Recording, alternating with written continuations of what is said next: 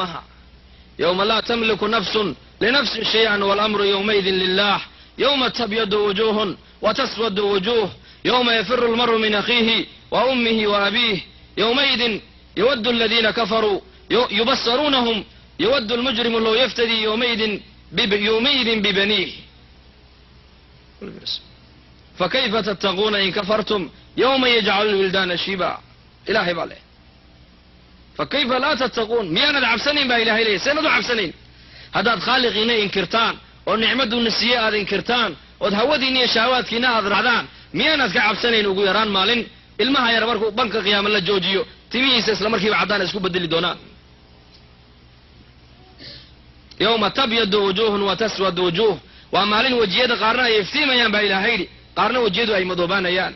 يوم يفر المرء من أخيه ومالين تقفكو هو يدي ولالكي أبدكي حاسكي أي كلا بحسن دونان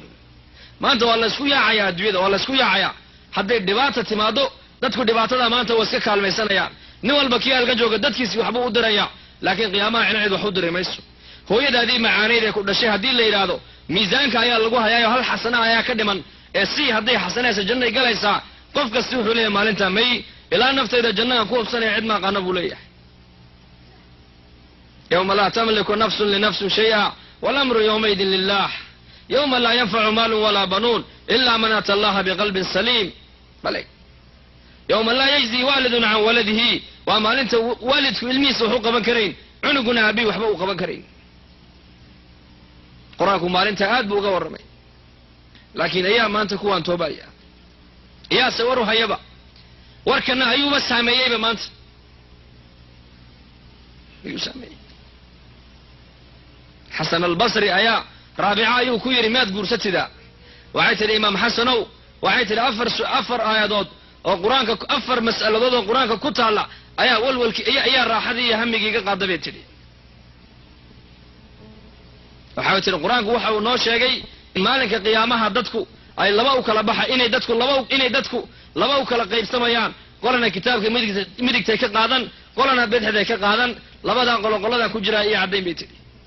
quraanku waxa uu noo sheegay miisaanka in amaasha la saarayo qofka khayrkiisa cuslaadana janno inuu ku waariyaayo qofka sharkiisa cuslaadana naarta inuu ku hooyanaayo labada midaan ku jira ay kala cadeyn bay tiri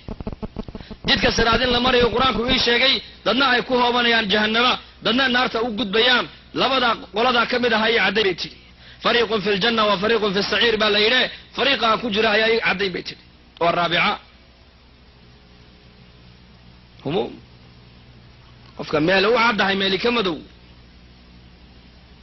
dadka zamankan adduunyadana la weyn dadkii qalbigooga insiinku galayna aakhirada la weynaatay aakhiradii markay weyneeyeen noloshii adduunyada u dhib yaraatay raaxadii adduunyada ifka u soo baxday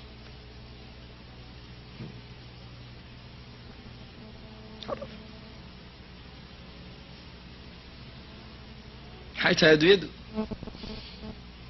عش ما شئت فإنك ميت جبريل baa u yimid nabiga calayhi salaatu wasalaam oo ku yidhi intaad doontaba noolow kii dhinta un baatee qorshaha ku darso واعمل ما شئت فإنك مجزي به عمل كاد دونتنا لا يمو ولا قابل مريض دونا قيامه سوقو واحبب من شئت فإنك مفارقه عدة دونتنا جعلوا أذيك عدة الجعاش أين موت كأنك لقين دوني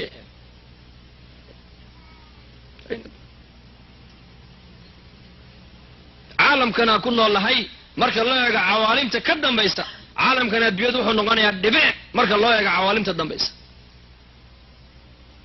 عالم الدنيا واللحن السنة تضبات السنة عالم البرزخ ايا كبضن عالم كادويدا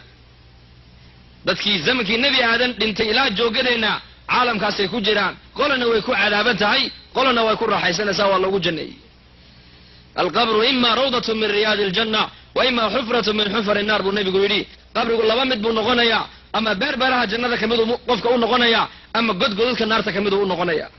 سيدنا عثمان رضي الله عنه مر لي مركو قبورها يماد للمدا كدادنيسay waxa la yidhi Usmaanow janniye naar marka laga sheekay ma ooydide qabriga maxaa loo yeedaa markaad aragto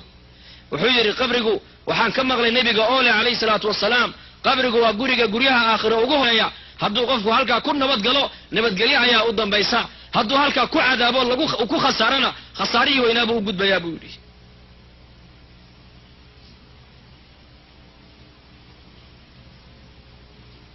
زرارة ابن أبي أوفى مساجد بوكاها إمام تابعي بوها صلاة الصباح وجمعي تجيي ركعات دي ورمركو سورة فاتحة ودميي سورة المدثر بوكو حجسيي مركو مريو فإذا نقر في الناقور فذلك يومئذ يوم عسير على الكافرين غير يسير ما انت صورة عن كل فنبا إلى هيد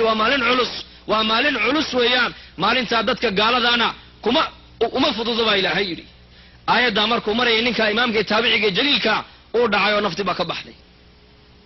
سيدنا عمر مساجد النبي يقول صوغ الهبين إني يرو شاب واركي أو صلاة الليل تكنايا أو صوتك كرو قادايا مركز عمر استاقو دقيستي يركيرا مركو فاتحة دميي وعقو عجسية والطور وكتاب مسطور في رق منشور دقيستي عمر مركو مري يركيرا إن عذاب ربك لواقع ما هو من دافع هل كان مركو مري عمر أوصوح أو دعي قرقي سيبا لقيي صدا مع الموت بو حنون صنع حنون قيسان وحكويم دل موقين سيدنا عبد الرحمن بن عوف أي الله كان عنتي يسوق صوما مركز قرآن كيبو كالفري وقبل الفطور ويان قرآن كيبو كالفري مركز أخري إن لدينا أنكالا وجحيما وطعاما ذا غصة وعذابا أليما طعام كأهل النار كآيات كور رميسا آيات أمركو تابتي سيدنا عبد الرحمن أوي إلا ما لنت وافرك رواي سيدي بقصة عذابين كي قاجو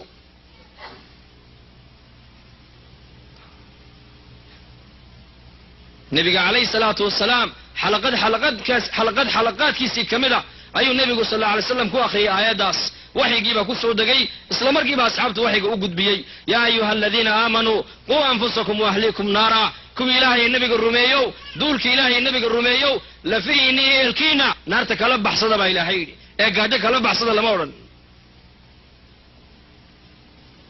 قاجا لغا سوياعي دباتك كليا لغا سوياعي toban dhibaataa maanta faraha lala galo la laami kari leeyahay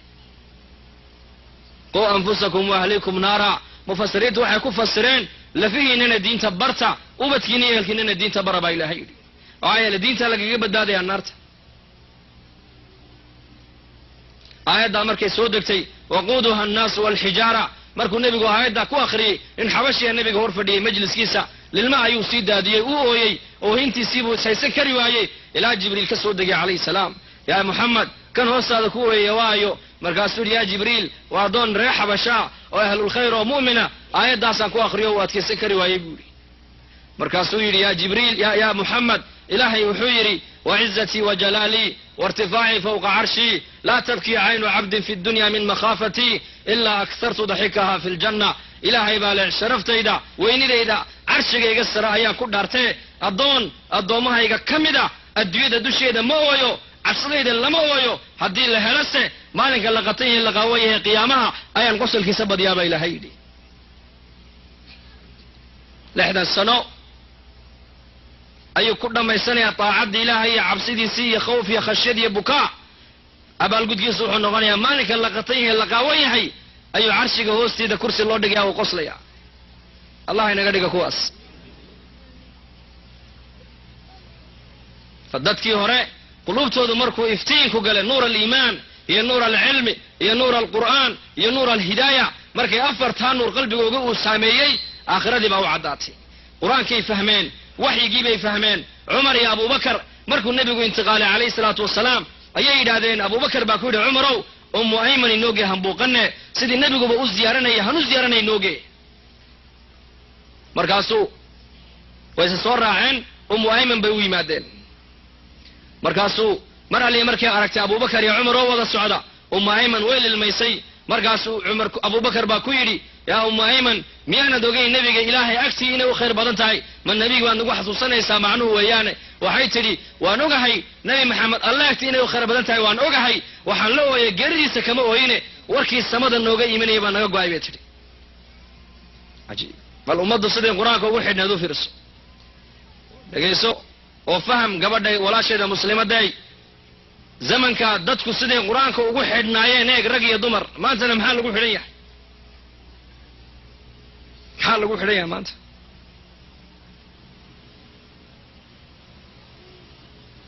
iimaanku waa maxay takdiibun binnadar wa tasdiiqun bilkhabar waxay naf ishu arkayso dhan beene waxa samada ka yimid ee warana rumee hada huwa aliimaan